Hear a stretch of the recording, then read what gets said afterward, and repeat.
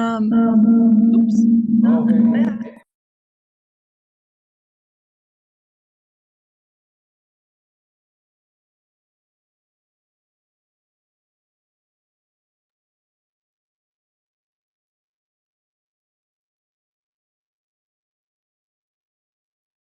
Katie, can you hear us?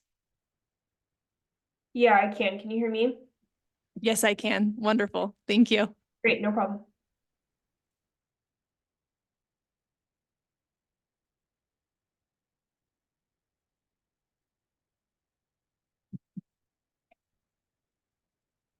Good evening, everyone, and welcome to the April 3rd, 2024 meeting of the Manitou Springs Historic Preservation Commission.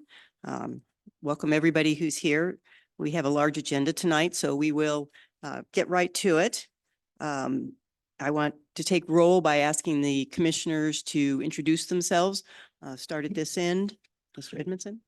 Douglas Edmondson, Commissioner. Laura Kinseth, Vice Chair. Susan Presti, Chair. Joy Porter, Commissioner. Ann Nichols, Commissioner. Thank you. First order of business is approval of the minutes of the March 6th meeting. Do I? I any have just a corrections? very short one, and that is on page 2 at the top. It says rescind form, and it should be recuse themselves from. That was all I had for that part. Any other corrections in the minutes? Okay, I'd entertain a motion to approve the minutes as corrected. I'll move to approve the minutes of the March 6th meeting as corrected. I'll second. Okay, I have Commissioner Kinseth moved and Commissioner Edmondson seconded. All those in favor say aye. Aye. All opposed? The minutes are approved.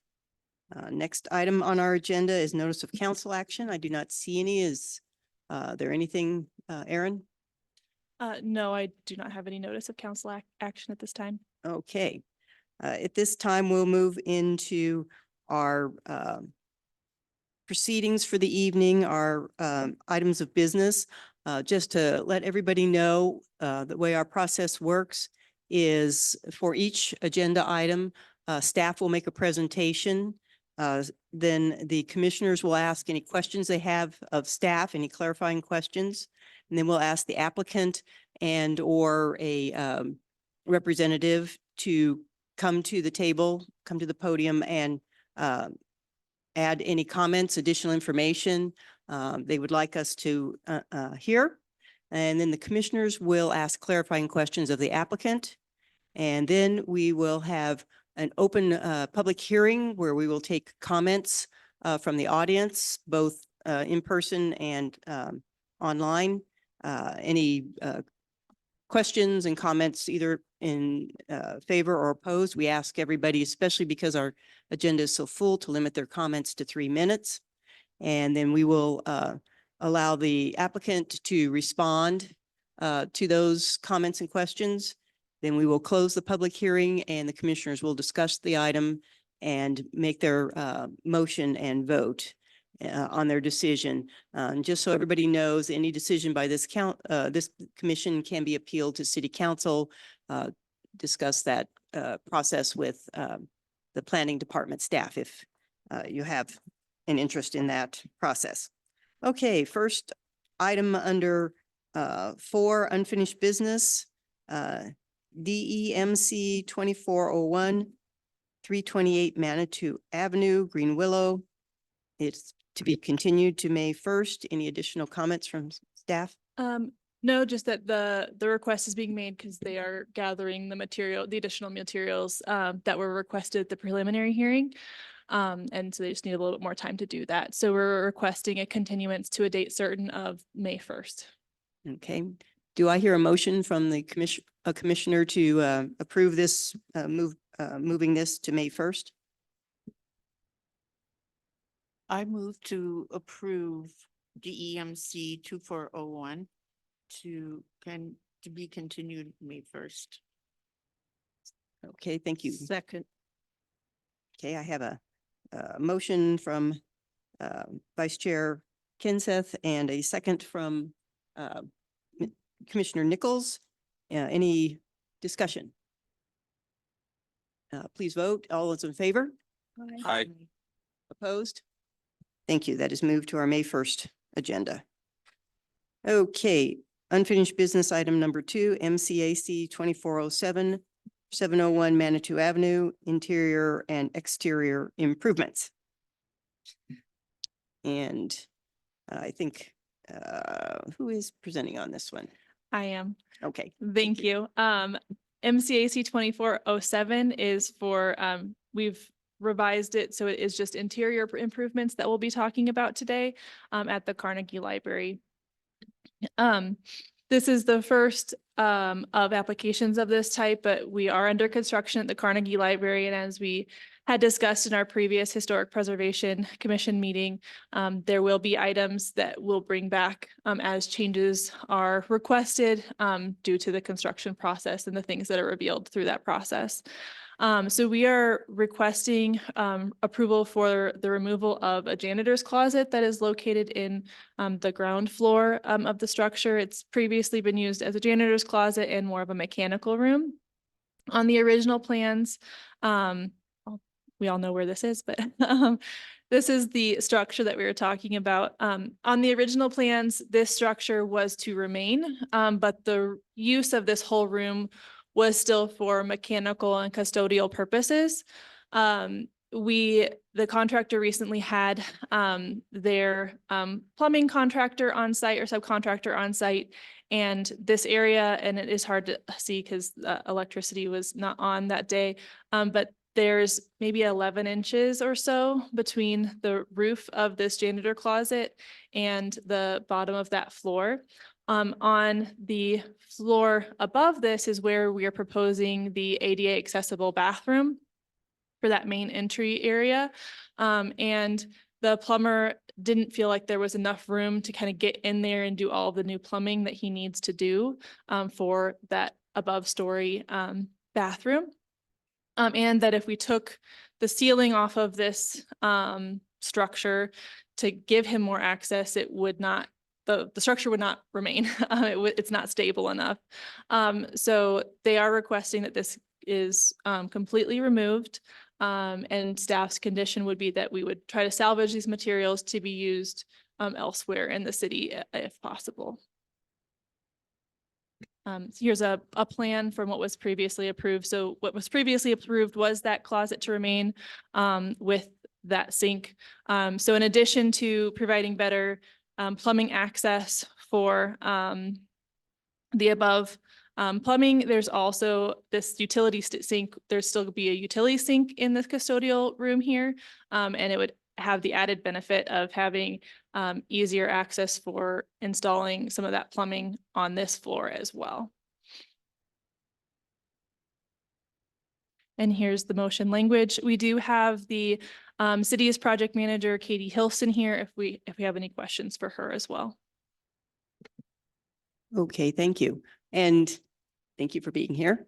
Before we go any further, I should have asked before we even started this, if there was any ex parte communication or conflict of interest, excuse me, that any of the commissioners want to share on this topic. I will say that I have had ex parte communication. The planning staff did present this issue to the executive committee, and I felt that I was not qualified. This was an issue that should come before the commission. That is the extent of my ex parte communication. Anything else? Okay, questions for staff or our project manager from commissioners? Do you know how difficult it's going to be to salvage some of that old paneling? I am not sure. The contractor felt like some of the construction methods used were a little bit more temporary, so whether that makes it a little easier, I would think, to sort of take some of that down because it's maybe not secured in as many places as you would if it was more permanent. Okay, thank you.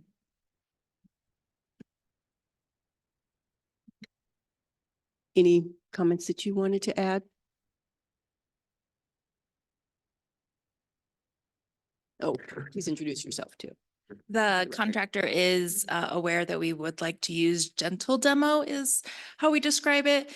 And that they have, even with the mural that they took down, were able to demonstrate their ability to do this and salvage the materials that we have requested. So just my comment. Oh, and I'm sorry, Katie, and the door would also be reused, the door and the hardware Yes. somewhere? Yes, we have all the doors that are being stored for use elsewhere, along with other salvaged materials that are of historic nature. Thank you. Thank you. Are there any public comments on this agenda item? Are there any comments on our online? Any participants from that audience? Okay. Okay, then we'll close the public comments proceedings part. And commissioners, I would entertain a motion or additional discussion. You have things you want to say about this?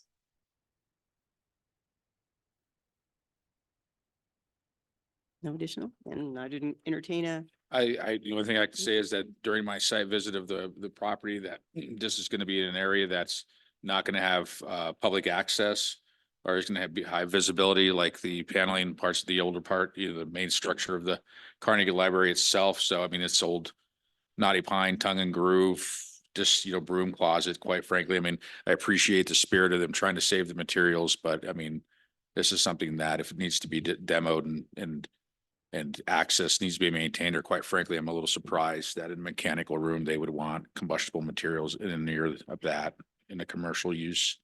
So I'm fine with the motion as language of the motion as presented. okay, then you would, Commissioner Edmondson, you would move approval. I move to approve MC 2407. Thank you. And motion language as stated and presented by staff. Do I hear a second? I'll second it. Okay, thank you, Commissioner Porter. Seconded. Any additional discussion? I'd like a vote then. All those in favor of approval? Aye. Any opposed? Okay, this passes. Thank you. Thank you. Next on the agenda is MCAC 2403, 902 Manitou Avenue, interior and exterior improvements. Aaron, One moment, I'll get it pulled up.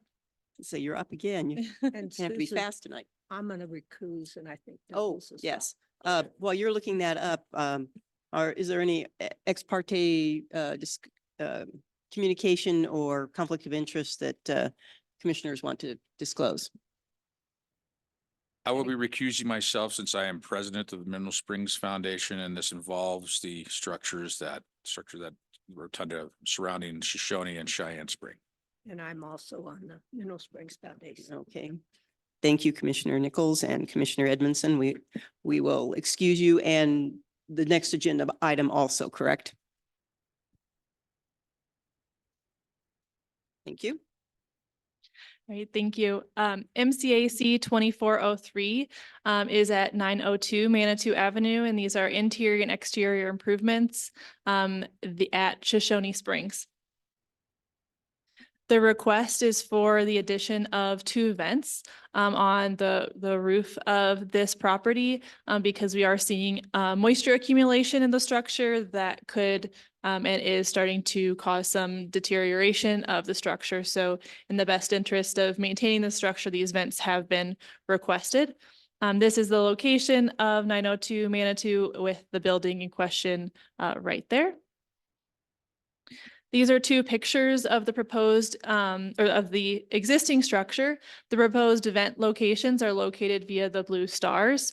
And this is where they would look, what they would look like in the interior and the exterior. This is the vent that had, two vents that would be proposed for this structure. And right now, the proposed color that they would be painted is more of like a bronze kind of material. But they could be painted any color if that was not in the preference of the commission. Staff has no conditions, and so here's the motion language.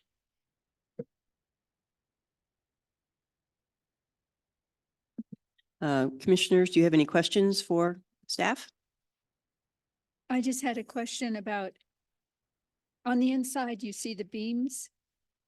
Now, do you cut through that, or how do they cut through without causing more damage or change to it? That's a good question. I don't 100% know what the means and methods are for the installation of the vent. I do know that city staff is working with the Mineral Springs Foundation to have the best approach there. Okay. Thank you. So it's not the stars, it's going to be vents. Yeah, yeah, exactly. Yeah. Well, on the diagram here, it looks like it's about a 7.5 inch wide hole, which would probably fit between those rafters. So I would suspect they would position it where it would be in between the structural members. I think so too. Any decent.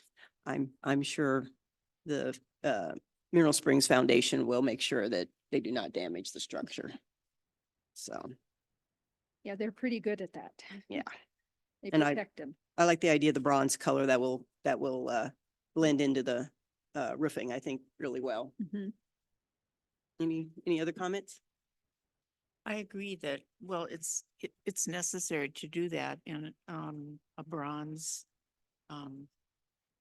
vent would definitely fit in well. In the very few places where they would be visible. Yeah. Okay, I would entertain a motion to approve this MCAC. Oh, well, wait, I should ask, is there any comment from the audience? Okay, I didn't think you all were really here for this one. Okay, then I'd entertain a motion to approve. I would make a motion to approve MCAC 2403 at 902 Manitou Avenue for the interior and exterior improvements. I'll Does that cover second. both springs? Is that both of them? Okay, I have a motion from Commissioner Porter and a second from Commissioner Kinseth. Let's take a vote. All those in favor? Aye. Opposed? All right, motion passes. That MCAC is approved. Moving on to MCAC. Make sure I'm getting the right one. Oh, under new business, item 5. MCAC 2408 at 932 Manitou Avenue. Erin? Yes.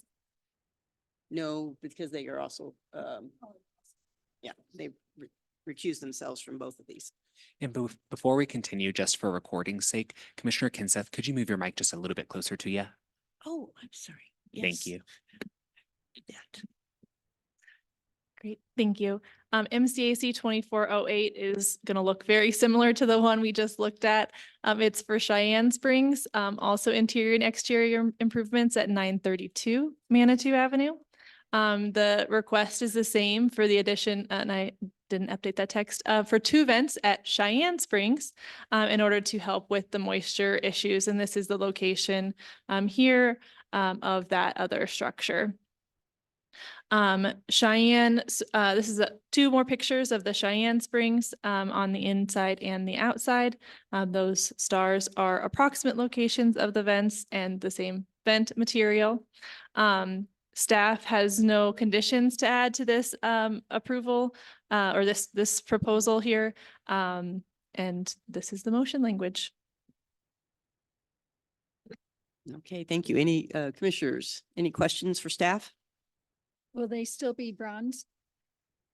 Yes. Okay, thank you. Okay, any comments from the audience? Public comments, nothing online? Okay, I would entertain a motion for this MCAC 2408. I will move to, excuse me, to approve MCAC 2408 as without conditions. I'll second that. Commissioner Kinseth has moved approval and Commissioner Porter has seconded. Any further discussion? All those in favor say aye. Aye. Aye. Opposed? Thank you. The motion passes. Thank you. That is approved. They can come back. Thank you. Moving on to item 6, MCAC 2409, 701 Manitou Avenue. Continue to be continued to May 1st. Staff? Yes, again, as we kind of talked about in the March HBC meeting, I'm noticing the Carnegie Library every month. The item MCAC 2407 had been noticed for that special session and then was continued to this date certain for that, but we had already started the public notice process for 2409. So if there are any items that have to come back to this commission for the library, they'll be heard in May, or it will be continued again. So we'll see. So we're requesting a continuance to the date certain of May 1st. Okay, I doubt that needs public comment. Any questions from commissioners? Not, I'll entertain a motion to approve to continue this item. I'd move that we approve the continuation to May 1st. I second that. Okay, thank you, Commissioner Nichols, for making that motion and Commissioner Edmondson for seconding it. Any additional discussion? Please vote. All those in favor say aye. Aye. Aye. Opposed? That motion passes. It will be continued to May 1st. Okay, item number 7, MCAC 2410 109 Lovers Lane. I believe Ethan is going to be presenting this one. Yes, I will, commissioners. I'm going to go promote Jennifer Lindgren Bellamere, the property owner. She's online right now, so I'm going to go promote her to be a panelist so she can speak if needed or asked to.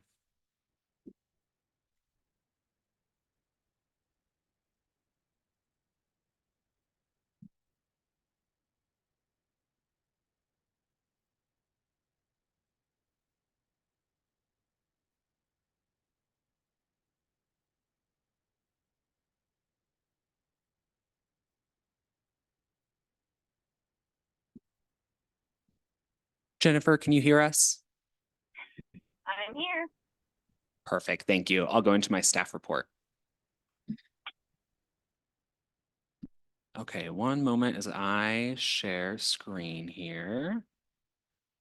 Good.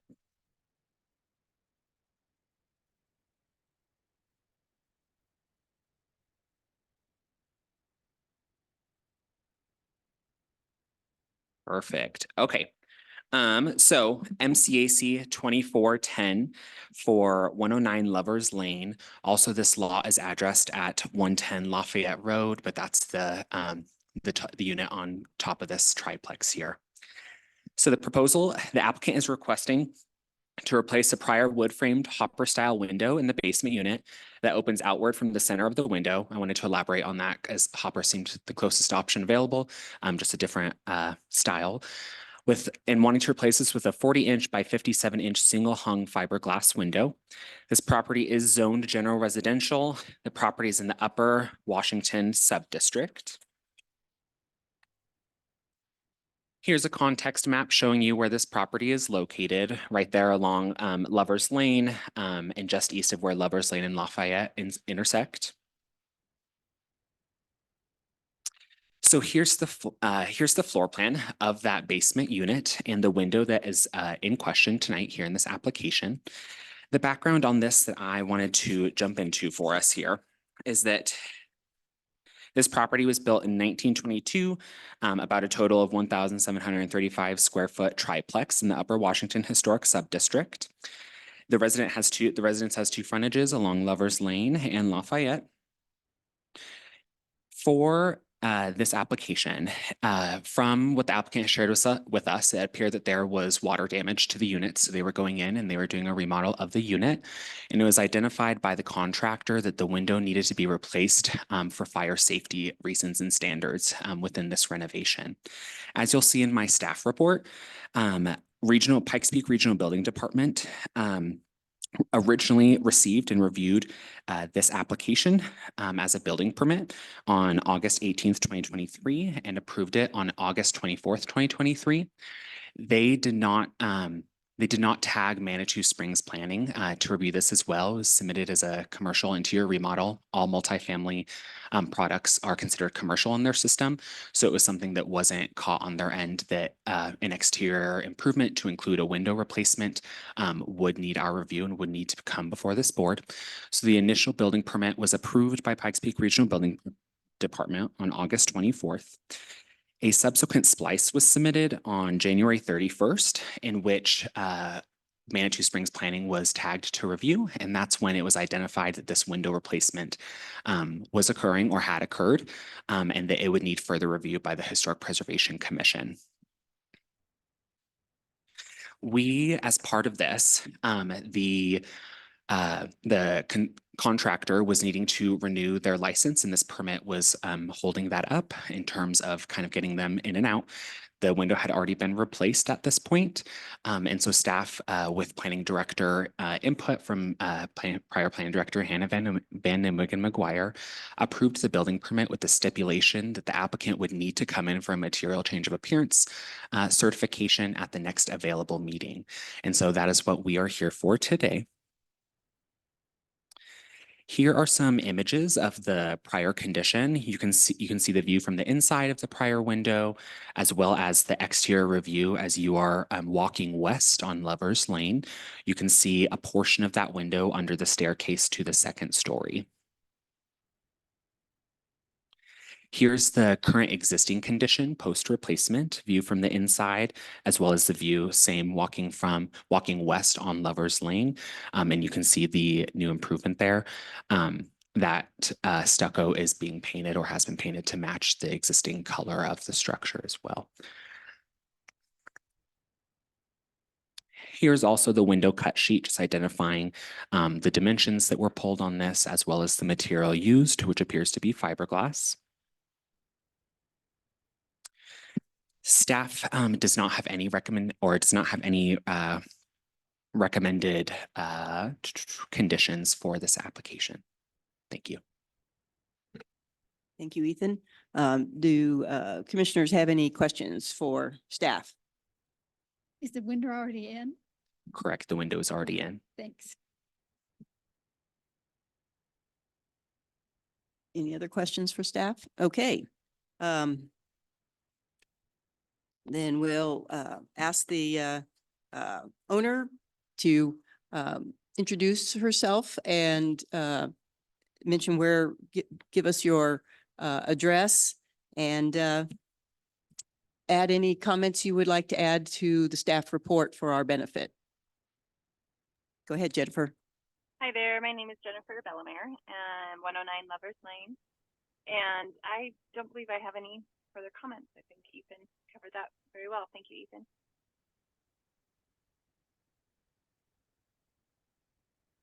Okay. Commissioners, do you have any questions for the applicant? I have, excuse me, just one question. I was wondering if you were going to add trim to that window. That would tie into what's existing on that level. Sure. There has never been trim on that level, neither on my building nor the neighbors. We would be up for considering that. It's actually a cement wall there. So yeah, on that level, there never has been trim. There's a matching window on the west side, and it does not have trim. The upper two levels do have trim, but anything on that level has not had trim as far as windows. So that was not even in our consideration, but it's not something we'd be opposed to either. We'd be open to that.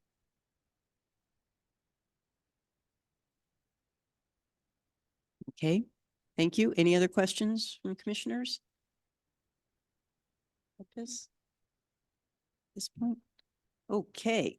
Thank you very much, Jennifer. We're going to then open this up for public comment. Do we have any comments from anyone in the audience on this application? Seeing none, I'll close the public hearing proceeding. And let's see. I think it's time for the commissioners to discuss this. Commissioners, any comments, discussion? If anybody is ready to make a motion on this. I will say in my notes, I was basically thinking the same thing as Commissioner Kinseth. I would love it if you would, I would love to see a wider casing and head stool and apron around the outside of the window, because from this side it would match your next level up. But I understand if it's that's consistent with this floor, then that's fine. It would be a nice thing, but otherwise I'm okay with this replacement. And I'm okay as well, and I'll move for approval of MCAC 2410 without conditions. And I'll second it. Okay, I have a motion for approval from Commissioner Nichols and a second from Commissioner Porter. Any further discussion? Please vote. Those in favor of approving this, say aye. Aye. Aye. Opposed? It passes. Thank you so much for coming through our process. We appreciate this. Jennifer, I know this was unexpected, but we really appreciate you doing this. Thank you. No, thank you so much. Okay, moving on to our next item number is MCAC 2411 at 118 Manitou Terrace. And it is Ethan going to present yet again. Yes, thank you, commissioners. Let me go ahead and share my presentation.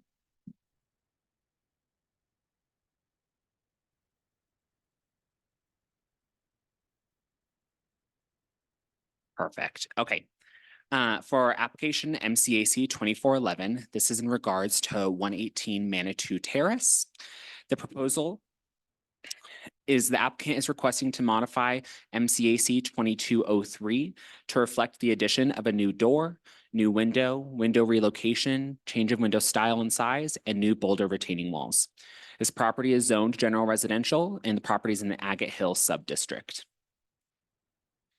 Here's a context map showing you the location of this property along Manitou Terrace here, and where Manitou Terrace, just west of where Manitou Terrace intersects with, I believe it's Cave Avenue right there.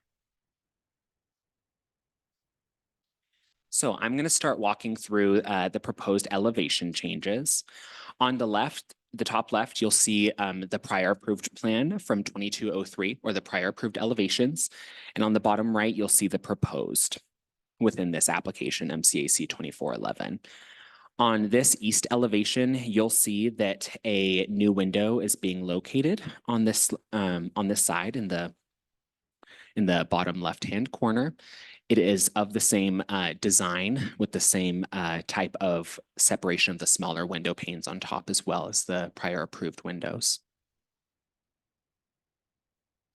Along the west elevation, you will see that a door is being put in there near the garage. The plans that were submitted show that it seemed that it was the intent to have a door there. When I went back and reviewed the prior MCAC, that actually was not on the prior MCAC. So that's why I'm reclassifying this as a new door.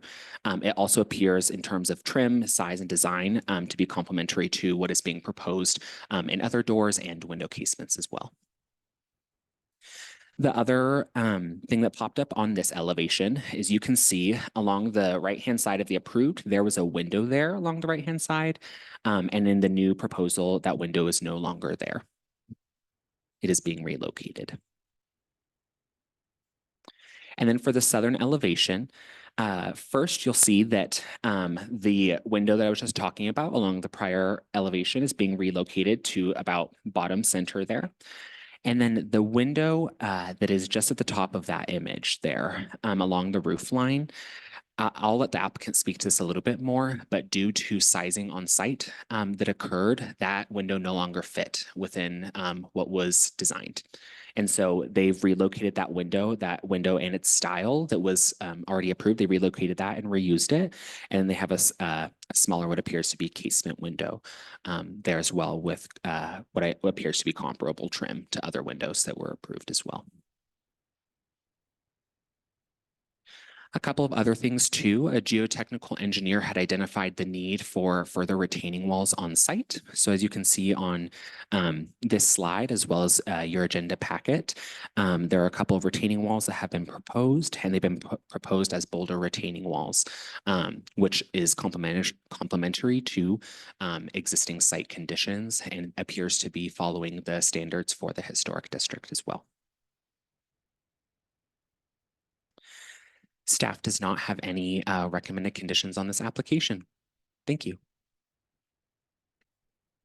Thank you. Commissioners, does anybody have questions for staff? Oh, I should mention, while I have no conflict of interest, I do live in the neighborhood, but no conflict of interest. What is the retaining wall made out of now? The retaining walls didn't exist on site prior. Yeah, they're new. Yes, and it was because this is a new single family home build. So I have a question. I have the same kind of question about the retaining wall. The letter from the architect said that retaining boulders had already been put in and exist now ahead of this request. Did the planning staff have opportunity to see those and approve that material that was being used before it was put in, or has anybody site visited since it was put in? We received a building permit, and that's what actually triggered this, was the building permit showing changes to what was constructed versus what was approved with the MCAC. And so we actually are holding that paper building permit right now in our office. We have not been out on site yet to look at the material. Okay. All right.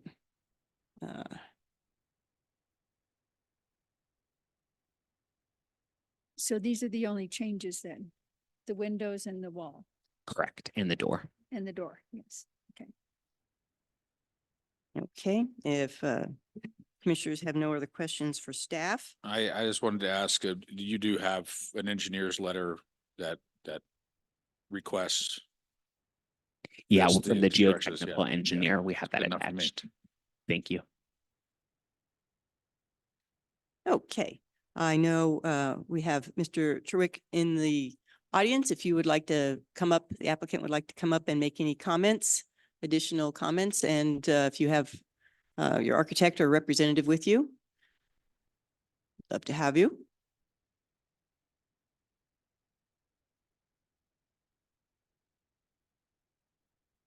And if you would both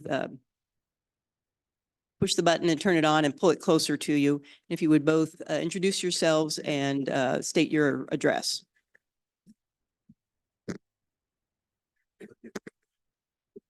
Name and address. Oh, Roger Treweek, 120 Davon Avenue. And who is, yes, and who is with you? Pardon me? And who is with you tonight? I'm no longer. I'm John Wheeler Rogers, architect, and my address is 1813 Grant Avenue, Colorado Springs. Thank you. Please, sir, go ahead and add any information you would like us to know about this application. The reason for the window change was because of the larger window not fitting the opening. And that was the window that was first shown going into the garage level, which is in the basement. And that was very clearly shown. We think it's even better to have another opening in that that pretty bland wall. And it's aligned with the windows above, so we think it is in character with the Craftsman bungalow. It is the style of the building.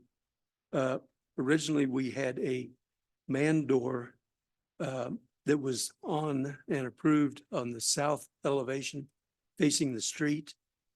And we were able to crowd that into the area that would be tucked more under the house and to the left of the overhead doors.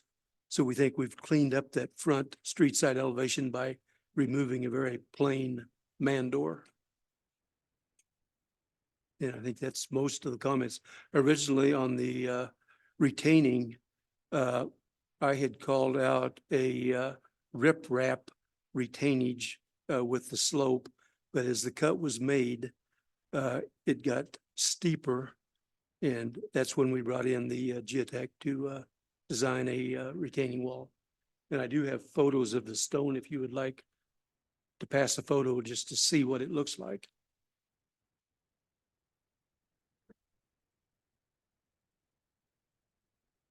Thank you. Okay. Commissioners, who has questions for these gentlemen? I just have a question about the little square window. And will that be trimmed out as the other windows are? Looking at the elevation, it's kind of hard to see the trim up to the top. We didn't put trim in that because the shape of the window more closely matched the open glass on the windows below and on all elevations. So we thought it was more consistent to have that shape as clear glass. Oh, you mean you didn't add the We- dividing we- lights? We didn't because we Oh, thought okay. it crowded that little window and it's better to match the open. Right, nature right, of the and I windows. understand that. I was just talking about the window trim around. The casing. Oh, the- it's 1 by 5, which measure just under 5 inches when it's Okay, shaped so, up around all right, windows. so that will tie in with, Yeah, it'd be the rest of the consistent with trim. the others. thanks.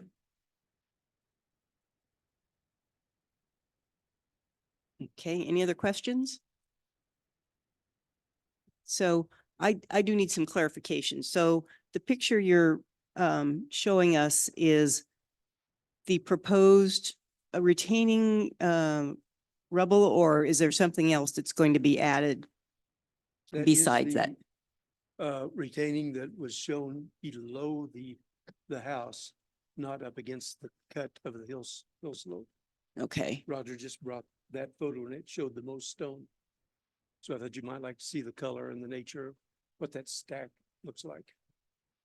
okay, yes, we would, because I do have to say that one of the conditions of our original approval of this request was that staff would have the opportunity to see any stone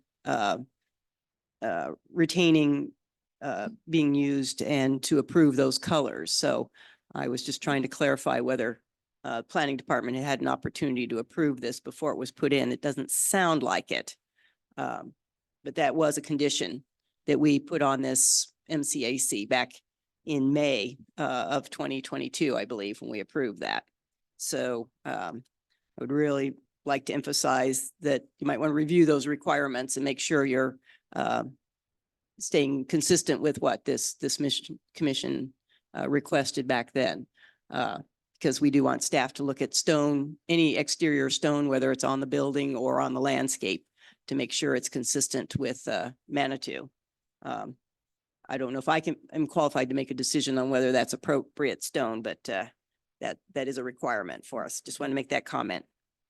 And that's all I have. Okay, gentlemen, is there anybody in the audience that would like to comment on this application? If so, come up. Oh, doesn't sound like it. So I guess you've been through the gauntlet for the evening. We'll let you return to your seats and Commissioners, I will close the public proceedings on this one and ask for a motion. Is it possible to put a condition that the rock is shown to staff? Yes, we can certainly do that. Because it's not, I know it's on the 2022, but it's always a nice reminder. You don't have to go search for it. It's right there. Would you like to propose approval with that condition? Yes. I move that we approve MCAC 2411, 118 Manitou Terrace with the condition that the rocks or stone is shown to our planning staff and approved. I'll second that. Okay, I have a motion with a condition from Commissioner Porter and a second from Commissioner Kenseth. Any further discussion? Well, let's call for a vote. All those in favor of this approval, please say aye. Aye. Opposed? Okay, thank you. We appreciate all the details of your information and your changes.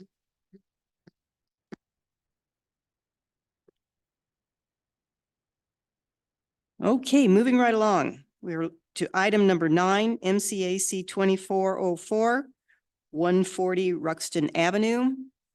And let's see, Aaron is going to be presenting on this one.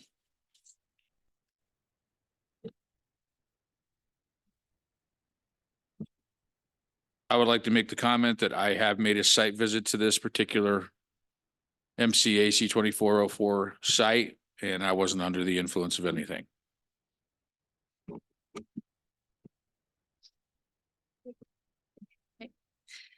Thank you. MCAC 2404 presented by Aaron Ringsred for the record. This will be for renovations at 140 Ruxton Avenue. The proposal is being made by the owner as well as his design team. The request is they're primarily proposing a restoration of the original structure at 140 Ruxton with replacement of any elements that are beyond repair with like materials. They are also proposing the demolition of a later addition to the structure on the east side of the original structure as called out in the plans. The property is zoned residential and it is located in the Ruxton Historic Subdistrict. For clarity, this is one of 2 structures within the property boundary as identified here.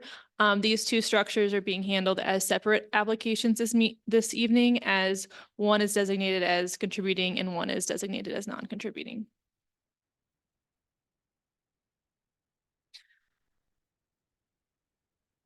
On the screen right now is the site plan.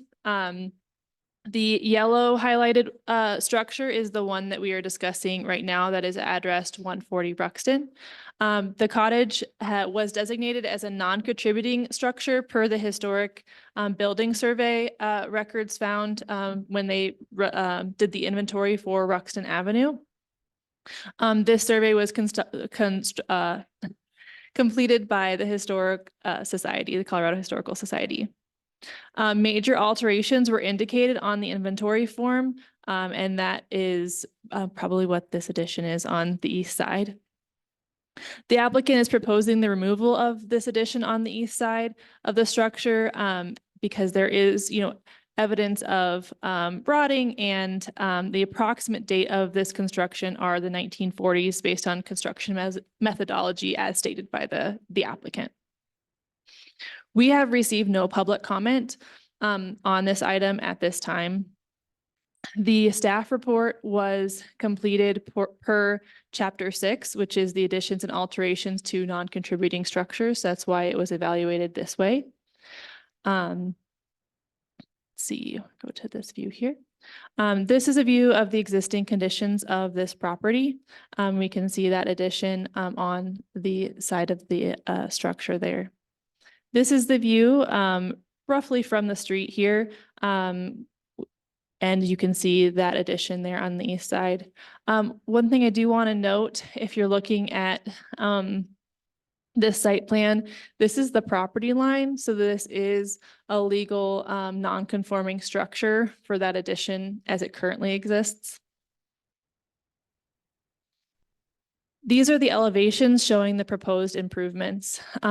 When staff evaluated this application against the Chapter 6 conditions, we found that this is not changing the primary building facade orientation or primary building entrance to the street. It does change that by removing that addition, but that is set back from that front facade. And the house is a little bit unique in that the primary entrance, as seen here, is actually facing more parallel to the street and not towards the street. The other guidelines 6.3, that materials shall appear similar in scale and finish, those seen on historic resources. They are planning on maintaining all of the materials as they've been historically. They're not proposing new materials other than new like for like materials on this facade. So even though they are this structure is designated non-contributing, a lot of the methods that they're using are really restoring and preserving that structure. And that ties into the guideline of using building components that are similar in shape and size to what was used historically. That is what they have indicated on their drawings is their intent.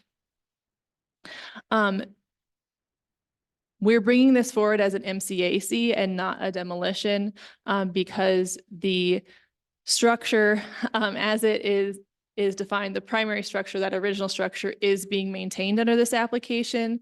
They are simply requesting removing a later addition that is not part of that addition or original structure that is in decay.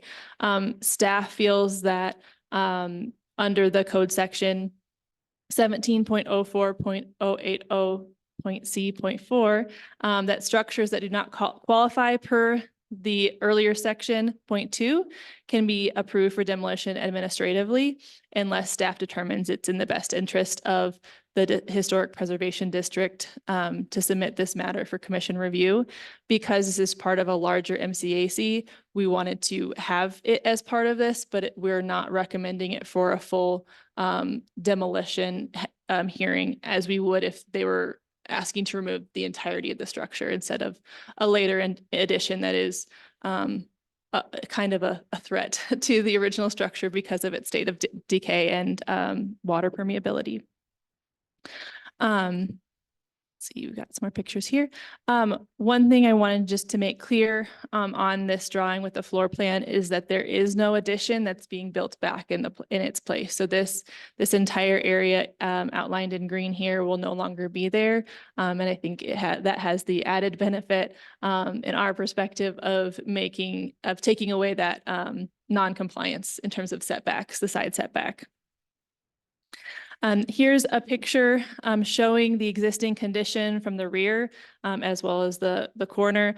The area highlighted in green, it looks like this addition was built in 2 phases.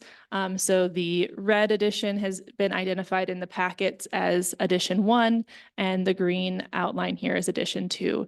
So that, and if you project that sort of backwards on that picture, is the extent of the demolition as proposed with this MCAC. Staff has no conditions for this application. And so here's the MCAC language if you have any questions for staff. Thank you. Commissioners, do you have any questions for staff?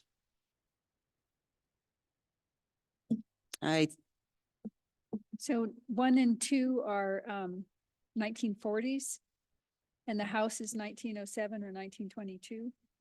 It's confusing. Yes, let me pull up the inventory report here and I can clarify that. But 1940s is the estimated construction date per what the applicant's research and understanding of construction practices. There's nothing that I have in my records that indicates that date, but of the addition, that's correct, of 1940s. Let me pull up the inventory form. Sorry, oh, much later. Yeah.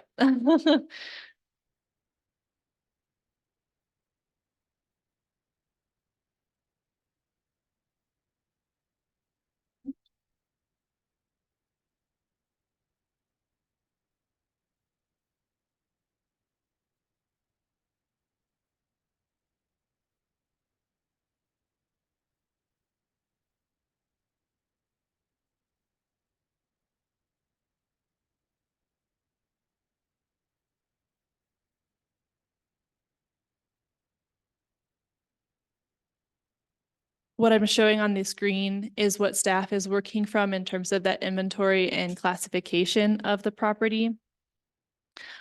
We see an estimated construction year of 1889 here.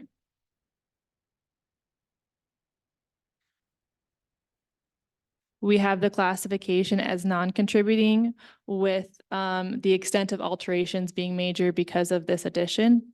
And then let's see if they, I don't believe they date the addition, even though they reference it there. Oh, it also, sorry, there's 2 dates here, but I believe it's the date of construction they're estimating is 1905, but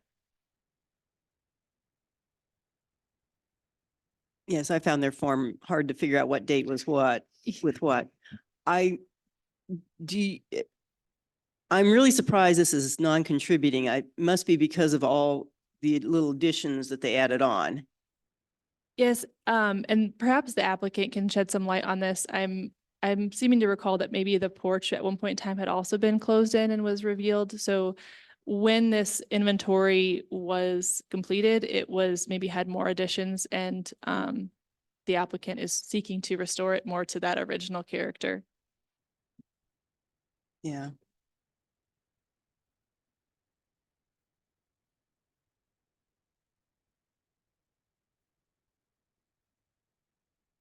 Sorry, there's a lot of numbers on here. Give me 1 second. None of those had dates on them. They usually do, but in the state, but. I do see a date here of 5/15, so I don't know if that's just May of 2015, but I can look into this a little bit more. This is one of the a few properties that has one of these forms that we've heard at MCAC recently, so I'm still getting to know these forms a little bit. Okay, thank you. Any other questions for staff on this one? Actually, this text right here, enclosure of the front porch significantly alters the character of the structure and has removed an orienting feature on the structure. Restoration of the porch detail could render the house a contributing structure. It hasn't been reclassed though since this report was done. So maybe that's an opportunity once it's restored, because it sounds like it's going to be great restoration. Much more back to original character. Okay, that's interesting. Let's keep that on the radar as something down the road to do. Can Okay. I offer just an option as well? It could potentially be a, and correct me if I'm wrong, staff, it could potentially be a condition of this application potential approval is that it be reassessed for contributing or non-contributing status, as we have that contributing and non-contributing status process that was brought to you all a couple of months ago. It's something I would just throw out there, but I'm going to defer that to Katie, our attorney, to see if that can be a condition of the MCAC or just a recommendation from the commission to staff to explore. Yeah, I think it would be more appropriate for it to be a recommendation rather than a condition on this particular MCAC. Just because it seems like the status as non-contributing has been established.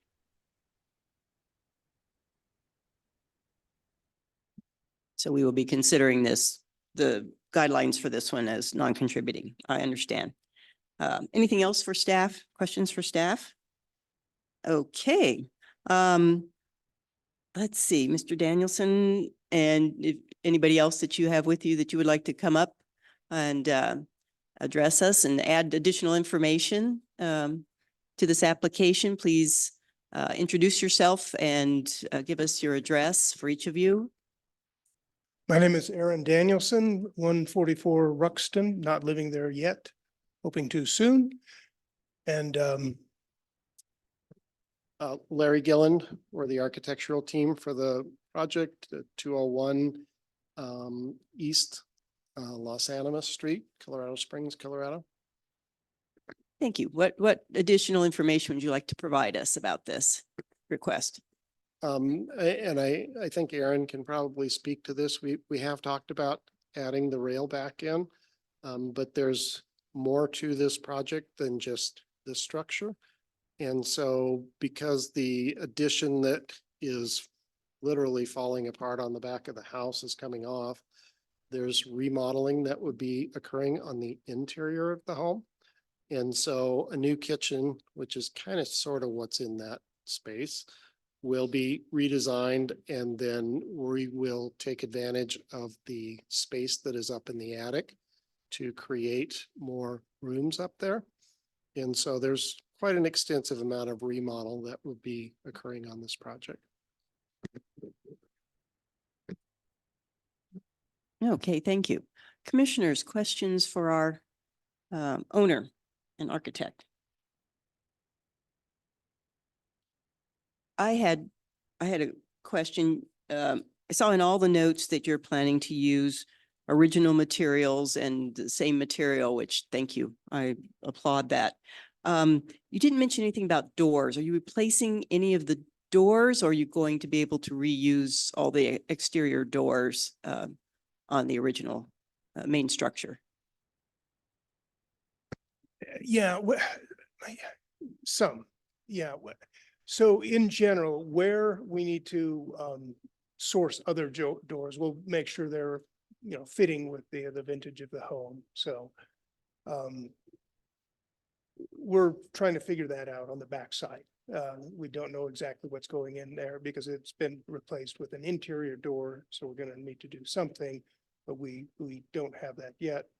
So we will be looking. We source at architectural salvage places, and we'll find something that works well. For the recording, please try to stay about 3 inches from that microphone. Sorry. It's not very sensitive. Great. And so just to confirm, you're not planning to replace any of the windows. You will be rebuilding them and reconstituting them. To this point, As we is. have reconstituted all the existing Oh, windows. okay. Yeah. All right, great. Thank you. Just wanted to double check. Any other questions? Okay. Well, you're done speaking to us. If there are any audience members who would like to comment on this application, please come forward. Introduce yourself. No. Okay. All right. We'll close the public hearing. Oh, I do. Okay, please come forward. Turn on the microphone there, push the button until you get a green light, and then state your name and your address, please. Can you hear me now? Yes. Press it and then release it. No, don't hold it. There you Okay. go. Now you can speak. I'm at 2110 North Circle in the Springs. And I've been working with Aaron from the start of the project, helping him do demolition and evaluating the structure and so forth. And I think he's got a hell of a building there. And what our plans are is to further increase the building's efficiency by using some spray foam insulation and doing high performance energy evaluation on it with blower door tests and knowing that we're, building with the idea of moving forward in the advancements that technology has allowed. And I'm a spray foam contractor, and I convinced him into going that direction and want to have that noted that building's gonna get, you'll basically be able to heat it with a light bulb when we're done with it, as well as the exterior being kept to the standards and craftsmanship of the time it was built. And that's about all I got. Thank you. Excellent. Anybody else?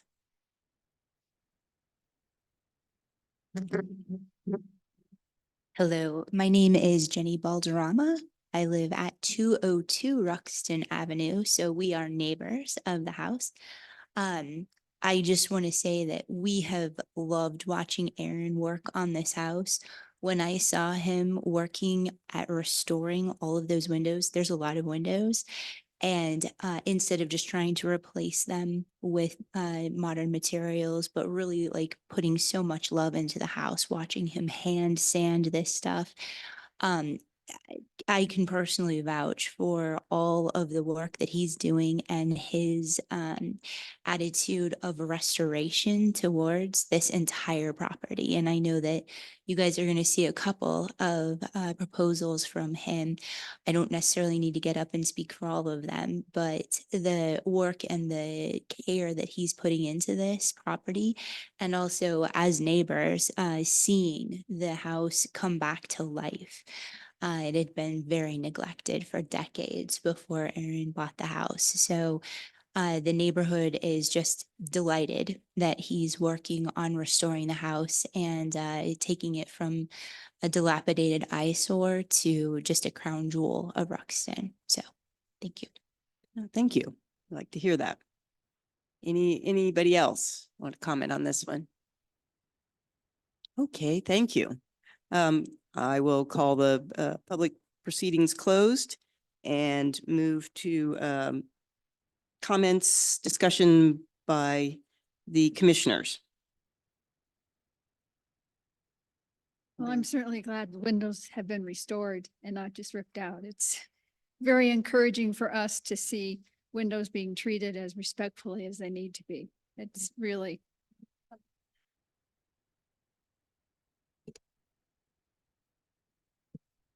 And I would add, I so appreciate your reuse of original materials. It's refreshing. We don't see this often enough, this kind of quality of restoration work on our old buildings in Manitou. I would say that if you do replace doors, they probably need to come to the picture of them to the planning department to confirm that it is approved, because we do like to see those. We would prefer to see them, but I'm not sure we need to go to that level unless any of the commissioners feel that the quality of what you're doing, we're pretty confident in it, but it would help us and you probably to make sure you show the planning department before you install whatever you choose. I'm sure it'll be gorgeous. Okay, if there's no other comments, I would entertain a motion on this application. I would like to move to approve 2410, correct? 2404. Okay. 2404 as the language presented by staff with the recommendation that this building be restored to the roster of historic buildings once the restoration has been completed. I'll second. Recommendation. I'll Restore it second to the that. roster. Okay, I have Historic structures. a motion from Commissioner Edmondson and a second from Commissioner Kenseth to approve this with a recommendation that it be reevaluated. Any further comments? The door, did you want that as a condition that it goes back to staff? Or if not, a change to the door would require it to come back to here unless we have a condition that allows us to review it at an administrative level. I think Okay with that? your language of the using the word trust, that staff could make the decision administratively was on Still. on the money. You would be open to that would be. additional condition on your I would be. Yes, motion? I would be. yes. Okay, and you would still second it? I would. Okay, so make that a condition, please. Okay, all vote please. All those in favor of the approval of the application with the recommendation and the condition? I Aye. Aye. Opposed? Passed. Thank you very much. Okay, now moving on to MCAC 2405 for 144 Ruxton Avenue. And Aaron is presenting this one again. Yes, thank you. Aaron Ringsred for the record, MCAC 2405 at 144 Ruxton Avenue. This is for exterior changes. This request is for, again, primarily restoration of the existing materials and replacing with like for like, but there is the proposed removal of a couple of additions as noted in the elevations and plans, with the conversion of one of the additions to more of a patio porch area or outdoor pavilion rather. And then on the rear, adding a rooftop deck to an addition there. As well as some improvements there. Again, this property is zoned general residential and is in the Ruxton Historic Subdistrict. Again, this is a similar map to what we just saw. This is the location and this is the structure on the left side there. I've highlighted in yellow the main house structure this time here on the left side. This structure does predate the cottage according to fire maps. From a while ago. And then this map, I just zoomed in a little bit so we can see what additions we are talking about. The addition in blue and green would be, the addition in blue would be completely removed. The addition in green is where we would see that conversion into that outdoor pavilion. Built on the existing foundation, not with any of the materials that are there right now, just on the foundation only. And then the addition outlined in red is where the proposed rooftop deck would be added. This is one of the historic maps showing the structures there. And we can see that two in the rear are no longer there. That addition that was previously called out in blue was not there at this time, but that these other two additions appear to be there roughly. Here's an existing condition photo. This is a little bit more elevated, and then this is what you're seeing at street level of this property. Here's a few additional pictures of what that form of the structure looks like. And there's that one of the additions that would be proposed removal with the foundation to remain. I have put the elevations on here. On the top is the existing elevation. On the bottom is the proposed elevation from that view. And we're going to kind of go clockwise around the structure. So on this elevation, we are seeing a removal of this addition outlined in green with the replacement of that to an outdoor pavilion space. And then we have highlighted a picture here showing that area to be removed. This is the area from the right side. We'd previously seen pictures. That addition is being removed here in green as well as in blue. And this is what the proposed elevation would look like from that perspective. Here's a picture as shown earlier, but now tying that to the elevation. And then we have the view. Oh, I skipped. Sorry, I wanted to go to the rear elevation first. So then this would be the rear elevation where those additions would be removed. The green is removed, replaced with the pavilion. The blue is completely removed, and the red has that addition of the rooftop deck. And this is what that currently looks like. So the yellow home here screens the view of this addition from the roadway to the right on the screen, and there is some vegetation that makes it not a clear line of sight from the road sort of behind the viewer here. And then this is the left elevation. So this would be the view from the yellow house, where you see the addition of that rooftop deck with a staircase and the removal of the area outlined in blue. This is a great picture showing, how these additions have been Frankensteined on over the years, with the area in red outlined here as addition 1, blue in 3, and green is the 2. We have floor plans here showing the main level floor plan as it exists, with those additions to be changed, and the upper level floor plans.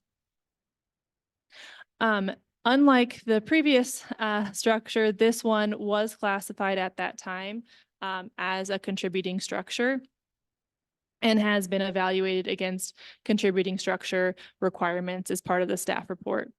Minor alterations were indicated on the inventory form, and the inventory form indicated this had this district potential, and it was concluded. The applicant is proposing the removal of the additions on the north side of the structure. The additions have shown evidence of rotting and decay. The approximate dates of construction are by 1907 for additions 1 and 2, and approximately 1940s for addition 3. So addition 3, which is the one that's being completely removed, is the latest addition, with the 2 closer to the home being the earlier additions. They're dating those additions based on the fire map showing them in 1907. At this time, we have not heard anything from the public comment, although we did hear some earlier for 140 referencing this entire property. So those comments are also applying to this as stated in that earlier application. So Chapter 4 of the Historic Preservation Code indicates that an addition or alteration to a historic building shall ensure that the original architecture and style is maintained, and that any additions are subordinate in appearance to the original building. Removal of addition 3 will have limited visual impact from any public right-of-way. The addition will not be visible from the west side due to the location of that adjacent structure, or from Capitol Hill due to topography and vegetation. This is also true for the rooftop deck and staircase that is proposed, that it is hidden from view with the structure and the adjacent homes, as well as the vegetation. The proposed changes to addition 2, which is the addition that is being proposed as remaining in foundation only. It would be a new pavilion, and it would have the greatest visual impact on street view of these other changes. It is visually subordinate. Its alignment is being respected, and the orientation is respecting setbacks. It is subordinate in height to the historic structure, and it is maintaining the historic characterization of human scale in relation to size and proportions. One criteria that staff did not find the pavilion in compliance with is the preservation of the character of a historical roof. The roof that's being proposed, the shape and orientation is differing from the addition that was there previously. They are in compliance with materials of this code section. They are preserving the original porch and maintaining the historic size and shape of the front porch of this structure. They have indicated in their drawings that they are maintaining the original materials and rail height as restoration. Windows are not being proposed being changed. They're repaired and repainted.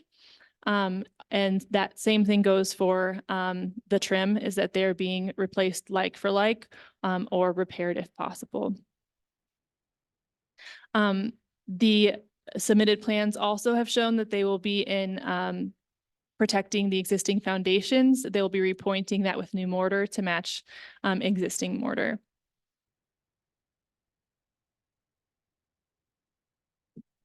Additions, so the pavilion would be classified as an addition, and it is indicating, the plans do indicate that they're still using historic materials that would be consistent with that historic age of the property of the original structure.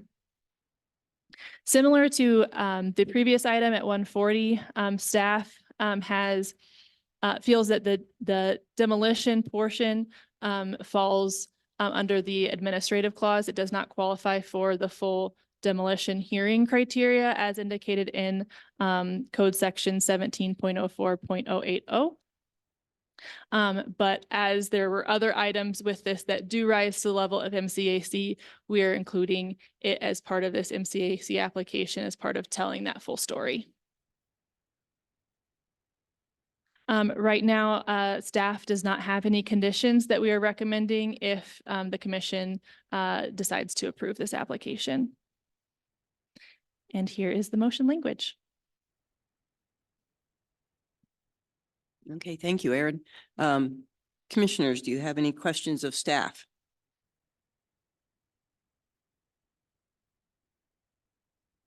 No. So the size of the pavilion is still on the same foundation? That's correct. The size of the pavilion is still on the same foundation. Here's a good, well, this is the rear view, but I'll move back up to the front view just for clarity purposes. So yeah, that boundary is aligning, and that's how it has been indicated in the narrative and the plans. And does the roof align with the other roof peaks of the pavilion? One picture, it looks like it does, and the other one, it doesn't. So on this view, I think it gives this view, and I'll flip to the side view. The roof has angles on four corners. And so it is pitched here, and that is different than that addition roof line, as you can see here, the original. Let me, if I can move that out of the way. Here, we moved it out of the conflict with the video there. So you can see the change in roof line there. This does provide some separation between old and new by having the different roof, but it doesn't, staff wanted to bring this to you guys' attention for how that guideline is written. Let's see, if I can flip to the other one.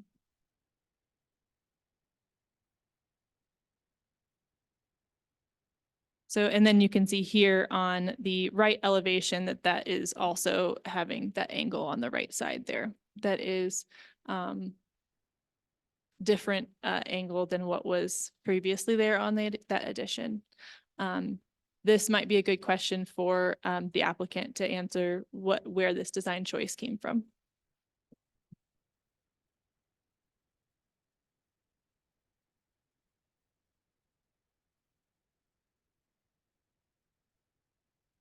Any other questions for staff? I don't think I have any either. Okay. Does any commissioner have ex parte communication or conflict of interest that they need to reveal on this application? Okay. Thank you. Oh, so let's have the applicant come back and your architect and give us, state your, for the record, I need you to state your name and address again, and then give us any additional information you want. If you want to address any of the questions you've heard already, might be a good time to do it. Okay, Aaron Danielson, owner, 144 Ruxton. Larry Gilland, architect on the project at 201 East Los Animas, Colorado Springs. I think that the project is rather unique in the fact that there are two structures on one single property. And Mr. Danielson and I met, and he has a much broader vision of this property than just restoring just the house. And so we've kind of looked at the two properties and realized that we have a lot of other things and conditions that we have to meet through Manitou for parking and other items there. But we're trying to be very respectful with the processes and going through everything in Manitou. So right now we wanted to bring the buildings back up to really a nice standard because they've been doing incredible work out there. And so the broad spectrum is that this would be coming into more of a boarding house, if you will, potential. And that would be the idea that between the two structures that it didn't look like it was just another part of the original building. So we tried to keep within the same roof lines, but to help identify that central area between the two structures is more of a pavilion, an outdoor nice pavilion.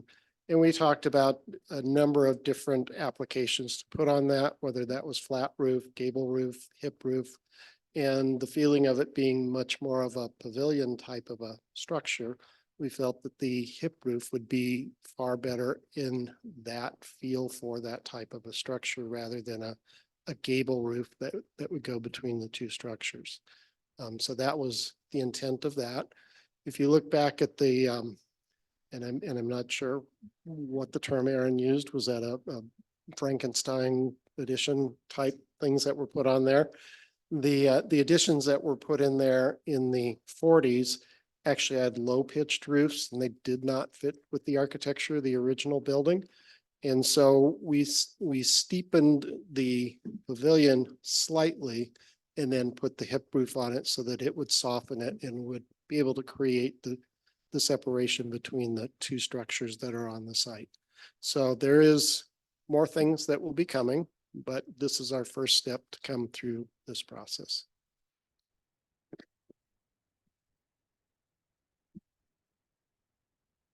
Anything else you want You know, to state before we start asking questions? Yeah, if it helps at all, this is my wife over here. We were married 3 months when we bought our first 1892 home up in Denver. Yeah, don't ever do that your first year of marriage. And then the second year we bought the house from 1905, and then the third year, I think, we bought another one from 1907. So we kind of have this old home thing in the veins. So we do want to be respectful of the heritage. We love history. We love the restoration process. And it is oftentimes a difficult line to figure out how you walk that, how you address, deteriorating conditions while, giving yourself or giving the home another 100 years worth of life, ideally. So we'll try to walk that process delicately and respect the heritage that we have here. Great, thank you. Okay, commissioners, questions? I have one question about the addition 1 that you'll be retaining. Underneath is that asbestos siding that's on there right now? Yes. There was a photograph where you exposed the original siding underneath. So will you be using that on addition 1? That it appeared to be in good condition. I don't know if it is. Right. So the addition 1, which is where the kitchen sort of is and will be. So that siding is a different siding. It's not the original clapboard siding. What our expectation is that we would rebuild to match the older structure. Mhm. So it would just be a straight clapboard rather than that detail on the addition. Oh, so you won't be using the original. I mean, in a way, it's good to differentiate an addition from an original house. And then you can reuse the materials. I was just wondering if you would be. Yeah, I mean, that. we'd be open to looking at that. That structure is actually dropping about 4 inches. So we do need to rebuild it. And in that rebuilding process, we will have to remill a whole lot more of that. So I don't know how much of the original we would be able to use once we pull it off the existing studs and so forth. But we would be open to that. Okay, thanks. And what will the railing be like? Very similar to the railing on the front porch. Aaron, do we have any images of that?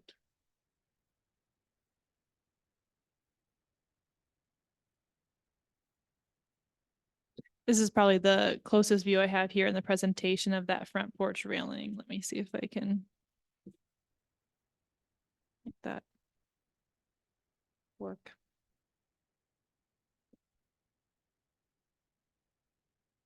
So you're planning to pretty much mimic that design? And the columns on the pavilion, will they be similar to the columns on the front porch, or you can do a different design?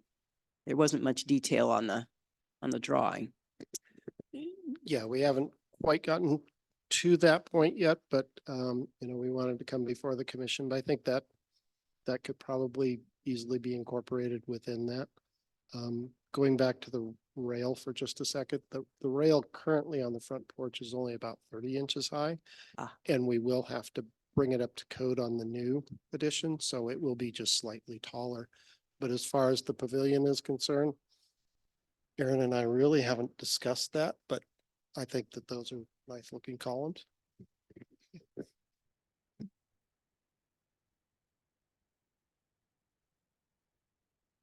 other questions? I had one, you mentioned that, the chimney had fallen down. Is there any way to restore that historic chimney? Did you decide it just wasn't structurally possible in the main house? Let me just kind of describe the situation with one of the chimneys. At some point in the mid-70s, yes, there's a full chimney running all the way through. In the mid-70s, somebody had the idea that they would replace the masonry fireplace with a sheet metal fireplace. And so they inserted that fireplace and then added a little angle iron that was tied into the top plate with 1.25 lag screws. And then they supported the 3,000 pounds of chimney on that angle iron, which obviously collapsed. So that fell down and was supported by the sheet metal fireplace for the last 40, 50 years. At some point, that chimney would come down, and I kind of wanted to be the instigator of that coming down. Plus, it was housing a raccoon family, and we had to evict that. So all of the chimneys are completely non-functional. Were completely non-functional.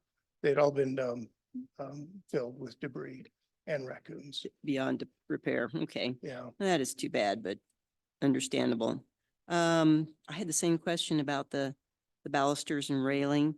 So it sounds like you're going to structurally reconstruct almost that one addition you're keeping to be able for it to be sound enough to have a deck and support people on it. Yes, that is essentially what is planned, and it will also be a nice amenity for anybody that would be on the second floor of the structure. So we're trying to keep it in the same context as anything else that is within that area from the historical standpoint. Okay. And it looks to me like you're going to have at least 2 doors, exterior doors that are not existing now. For one to lead out to the pavilion and one for the deck.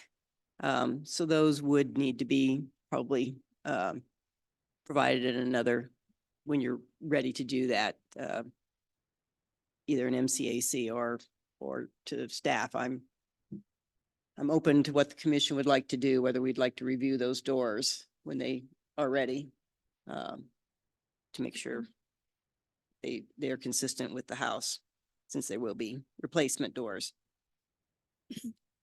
I'm okay with them planning, looking at those doors. I'm okay with that as well. Everybody else is okay? Okay. All right, we'll make that maybe a condition of the MCAC. All right. So no other questions. Thank you, gentlemen, for answering all our questions. Now, is there anybody in the audience who would like to make comments on this application?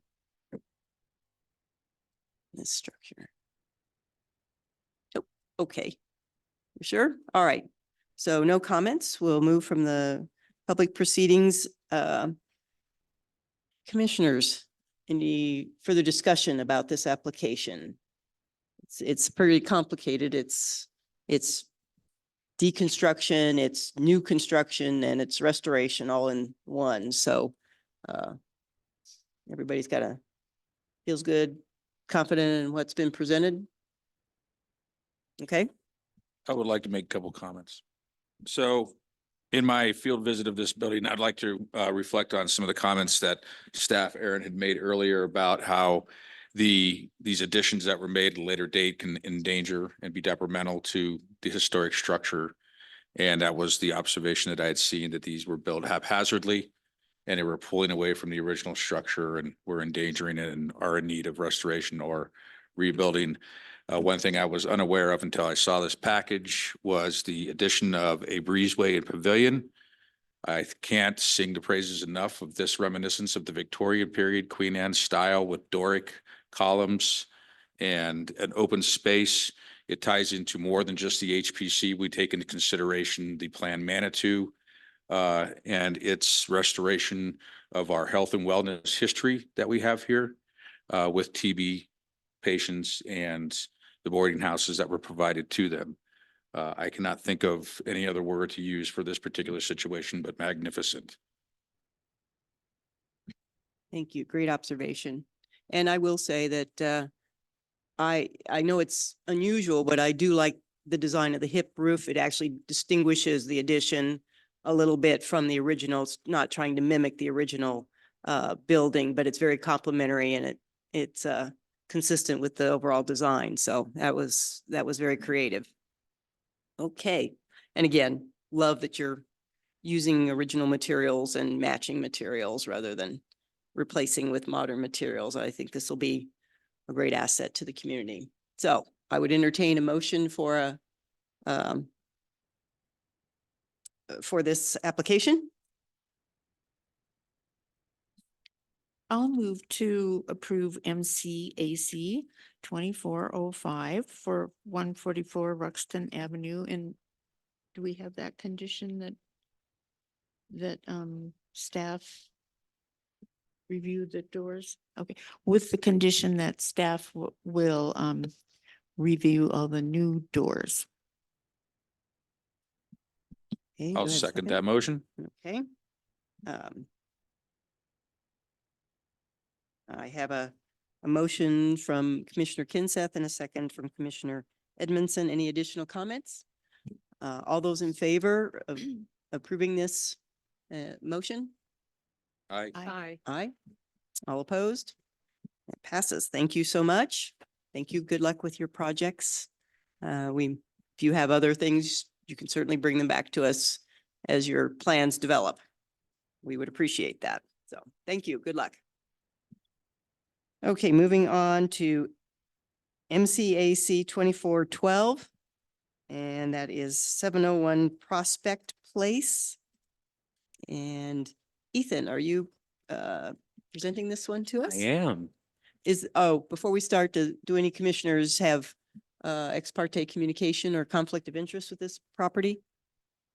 Okay. Okay, so material change of appearance certification 2412 for 701 Prospect Place. The proposal is the applicant is requesting to modify MCAC 2312 from the prior year, which was a material change of appearance certification for a second-story addition onto this home to create a duplex. And they would like to reflect in this new MCAC the need to reduce the footprint and modify the exterior entrance to the prior approved second story due to utility line complications that arose in the process. This property is zoned general residential, and the property is located within the Midland Historic Subdistrict. Here's a context map of where this property is located. It fronts along Prospect and Pawnee. The property was built in 1950, currently is about 696 square feet, is a single-family residence. It is a non-contributing structure. Per the last material change of appearance certification, the standards that were used in that approval were those of a non-contributing structure. And staff has included a letter within this application to officially designate it as non-contributing, as that was not included in the prior MCAC. What you'll see here on the site plans, you'll see both the prior approved site plan and the proposed here. Due to what I believe is a gas line, and the applicant can talk to this more, they were not able to put in a foundation for that addition, which was a kind of an interior entrance to the second story originally. We'll get to the elevations, which will show that a little bit better, as well as a deck attached to that. They weren't able to put a full foundation there because of that utility line. So what they've come back with is an exterior entrance to the second story. They are utilizing a 100 square foot deck that you can see there. It's a reduction in square footage and impact to the site from what was previously approved.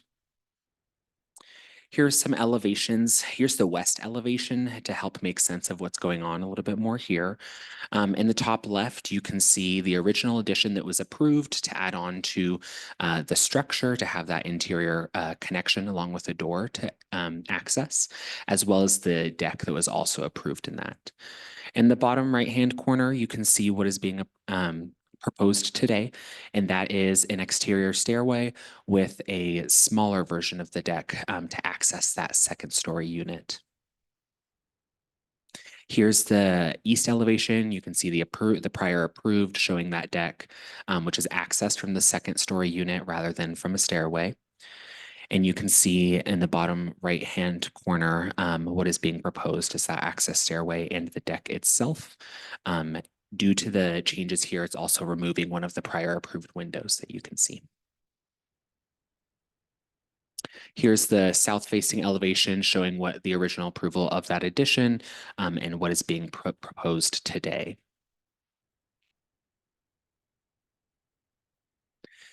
Staff does not have any recommended conditions if the commission proceeds with an approval tonight.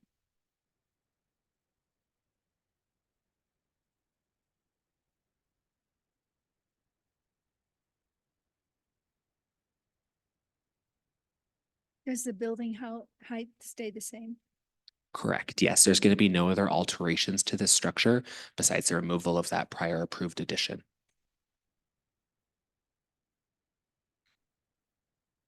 Okay, any other questions for staff on this one? I think.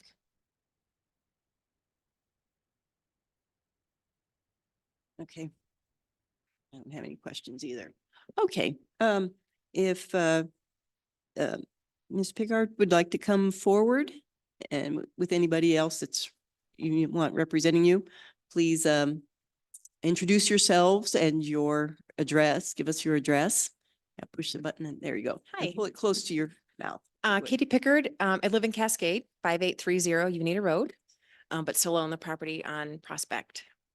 This is Bill, my contractor. Bill Neves. I'm at 311 Sutherland Place over in Crystal Hills in Manitou here. So. Okay, thank you. What else would you like to share with us before we open up to questions? I mean, Ethan, you did a great job.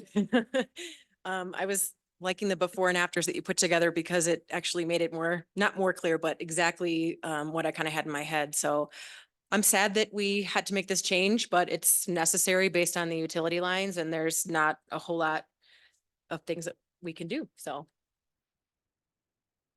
Okay, thank you. Commissioners, do you have any questions for the applicant?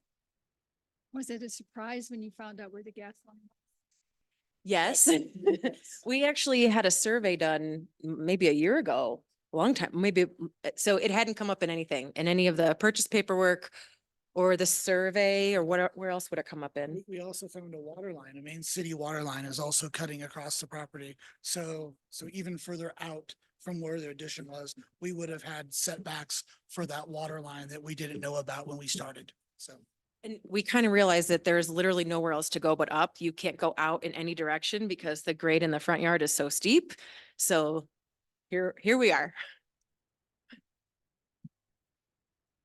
And just remind me, I can't remember, it's been long enough ago and I did not look it up. What decking and railing material did we, did you propose the first time around? I assume it'll be the same, but what was the? It will, there's no current decking. It's gonna be some sort of composite, right, that matches? Yeah, we had talked about a combination of traditional deck with, joists being standard, dimensional lumber. We were going to do a composite on the deck, but we were going to keep the rail a redwood rail so that the look from the street and the look from the house in the rear, it still looks like a traditional deck, but we get the advantage of the weather wear of the composite material on the actual walking space. With also another thing that's a benefit of that is with the steps, it gives us more traction, the ice and the snow. Since this will be the only entrance into the second story, we want to make sure we're taking that in mind for the safety of whoever's going up and down those stairs. So. Okay, thank you. I couldn't remember. And it looks like most all of the windows and doors are the same other than the elimination of ones on the the extension that you couldn't do. Okay. Those were my only questions. Is that it? Okay. Thank you all. Appreciate that. And we'll see if there's anybody, is there anybody in the audience who would like to comment on this application? Okay. That ends the public proceedings. Commissioners, comments? Who would like to propose? I think it's an appropriate response to the conditions they found, so I would move approval of MCAC 2412. Go ahead. I'll second that. Thank you, Commissioner Nicholson. Okay. Anne has proposed approval with no conditions, and Mr. Edmondson has seconded that. Any other discussion? All in favor of approving this application? Aye. Opposed? Okay, that passes. Thank you. Good luck. Sorry, Manitou gives you all sorts of surprises, doesn't it? Okay. Our final item, number 12, MCAC 2413, 3 Oklahoma Road. And Ethan, you're going to present this one also. I am. One moment as I share my screen. And move people's faces around really quick. Here we go. Okay, so for MCAC 2413, 3 Oklahoma Road, the applicant is requesting to install roof-mounted solar panels on the south-facing roofscape of the home. This property is zoned general residential and is within the Midland Historic Subdistrict. This property has already been designated non-contributing. However, we're bringing it to you tonight as we would like some guidance in terms of standards for non-contributing structures when it comes to the addition of solar panels, because code is not super clear, and we'll get into that. First, here's a context map showing you how to locate 3 Oklahoma, right near the intersection of Oklahoma and Deer Path. It fronts on Deer Path, but because of the grade that exists here, this roofscape, which you'll see in pictures in just a moment, this roofscape is visible through trees and such along Oklahoma on the south side of 7 Oklahoma. Here's the site plan showing where these solar panels are being proposed on that southern roofscape.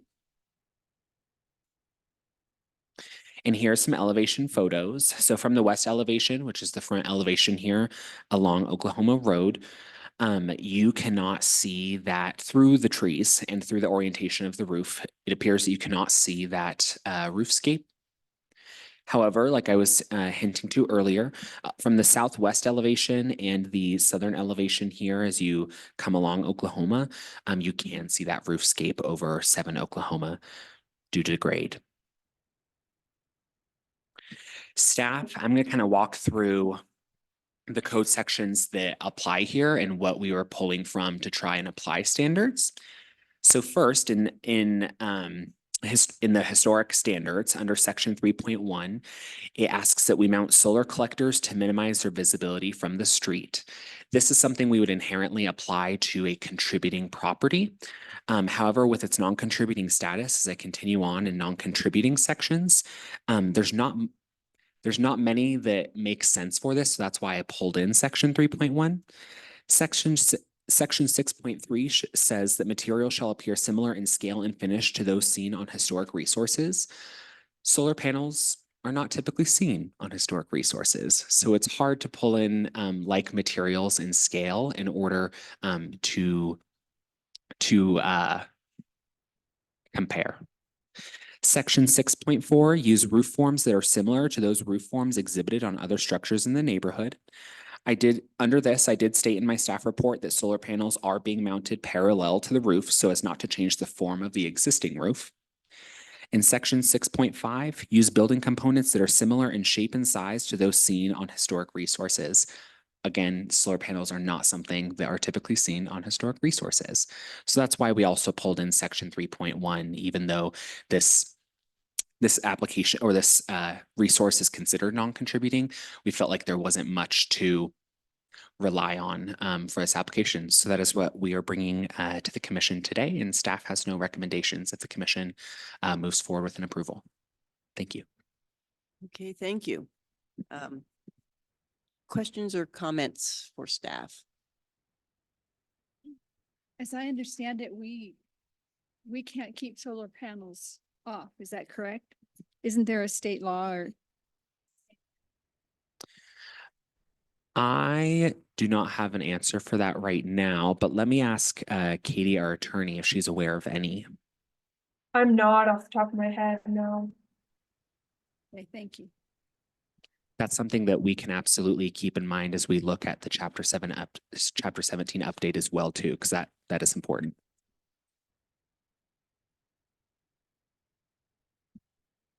Well, I feel in the future that we're going to see a lot more of this. Obviously, that sustainability, green energies, and moving into cleaner energies is going to be applicable not only to new builds, but to retrofitting of older structures. I do appreciate the spirit of the guidelines to maintain visibility and the integrity of older structures. But on the other hand, earlier we heard a window that had already been done and no one once ever mentioned, except for in the application itself, about fire egress. We're talking about health and talking about life and safety issues here.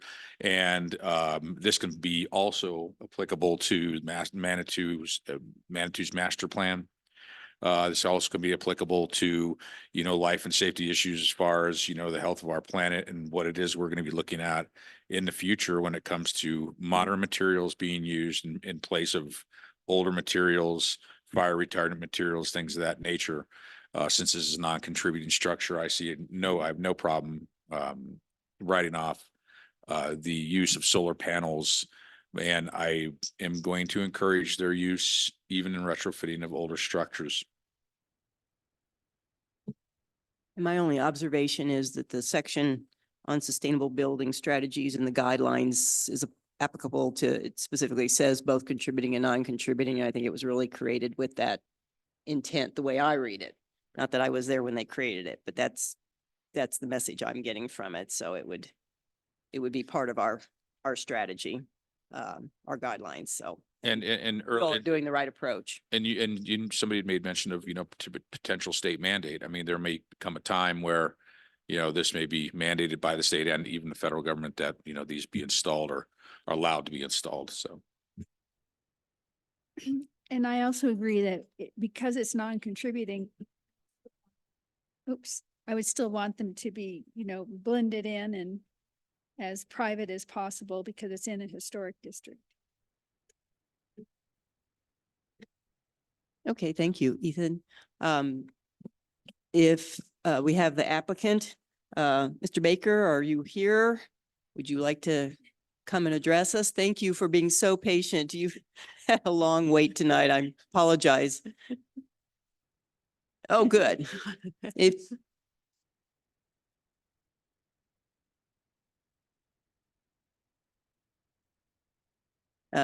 push the center button and yes, and then speak in there, give us your name and Jeff address, please. Baker, and I'm the owner of 3 Oklahoma.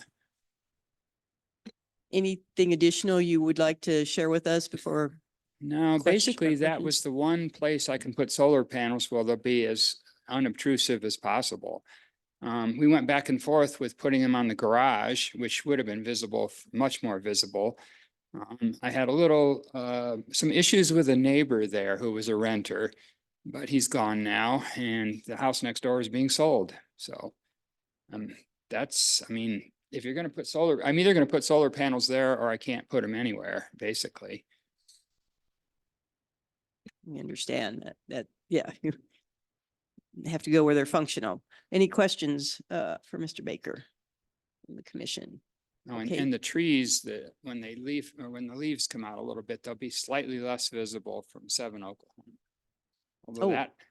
that house is kind of a disaster if you ask me, but that's another story. Yeah. Good. Well, every little bit helps to protect from your neighbors. Okay. Thank you very much. I think that's it for us, and we'll see if there's anybody who wants to make a comment on this. Is there anybody in the audience that would like to comment on this application? Yeah, there's no audience. I have to ask. Okay, our public proceedings are closed. Commissioners, any further comments, debate? Someone would like to make a motion? I completely agree with Doug about we will be seeing more of those, thankfully. I mean, the future of historical homes is going to be a lot different, I think. And the good news is technology is always improving on these things, so they're becoming less and less obtrusive.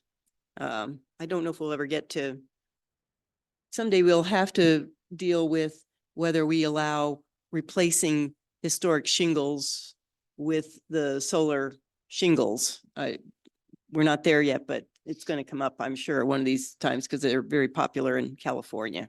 So, okay. May I hear a motion? I move to approve MCAC 2413 for 3 Oklahoma Road installing solar panels. Is there I a second the motion. Okay. Any additional discussion? All those in favor of the motion to approve, please say aye. Aye. Opposed? You are approved. Thank you very much. Good luck. Okay, do we have any other business? I do not see anything on the agenda. I didn't put it on the agenda, but I'm going to let our new planning director introduce himself. Leave it up to me. Thank you. Hello, everybody. My name is Fred Rolandhagen. I'm the new planning director for Manitou Springs. Very happy to be here. I started on Friday, March 29th. So today is my 4th day here, I believe. So, very excited to be here. As I said before, before here, I was working as the planning director for Clear Creek County up in Georgetown, Colorado. So I was there for quite a few years. We did not have a historic preservation ordinance, but as you might be aware, it's town of Georgetown and the city of Idaho Springs both have a historic district and a historic preservation ordinance. So I'm a little bit exposed to that, but not a whole lot. I did do I did review a number of SHPO documents related to the expansion of I-70 when CDOT was expanding I-70 through the county. So we were able to, which those documents are required when you're doing a major improvement like that, and want to make sure if there are any affected sites or anything like that, and provide a report on that. So, but I'm very happy to be here. I was born and raised in Colorado Springs, so I'm sort of coming back closer to home, and I'm very excited to be here. Wow, we're so happy to have you here. Glad you're back in the community. Thank you. We'll look forward to getting to know you better as we go forward. Any other business? There is no other business other than just a forecast for next month. We're going to share our experiences at the Saving Places Conference with the commission. So it's delayed a little bit with just the full schedules we had the last 2 months. So it'll be on the agenda for May. Oh, wonderful. We'll look forward to that. Anybody else have anything for the good of the order? I would like to make 2 comments. I would like to thank Chair Presti for running a very quick, clean meeting this evening. And I would like to thank staff for their comprehensive reports on their MCACs. Thank you both very much for all your hard work. Yeah, we echo that. Thank you very much, Commissioner Edmondson. Okay, I call this meeting adjourned at 7:27. Woo! Thanks, everybody. Very efficient meeting. Thanks, Katie. Hi, Katie.